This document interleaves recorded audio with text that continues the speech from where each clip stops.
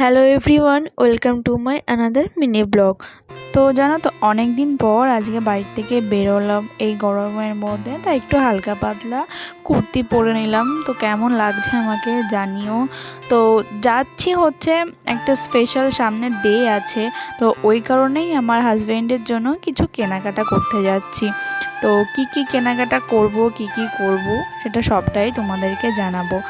তো এত গরমের মধ্যে ভাবলাম যে এই পাতলা একটা জামাটাই পরে নিই।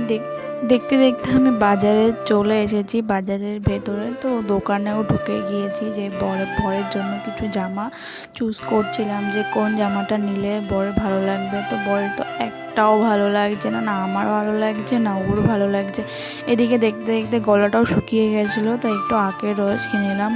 তো খেতে খেতে সামনে একটা দোকান পড়েছিল চোখে, তো এই দোকানটায় ঢুকে গিয়ে এইখানেই জামা পছন্দ হয়ে গেছিলো। তারপরে সামনে একটা দোকানে গিয়ে কিছু খাওয়া দাওয়া করে তারপরে দেন বাড়ি চলে আসলাম। টাটা। ভিডিওটা ভালো লাগলে অবশ্যই লাইক শেয়ার কমেন্ট করে দিও।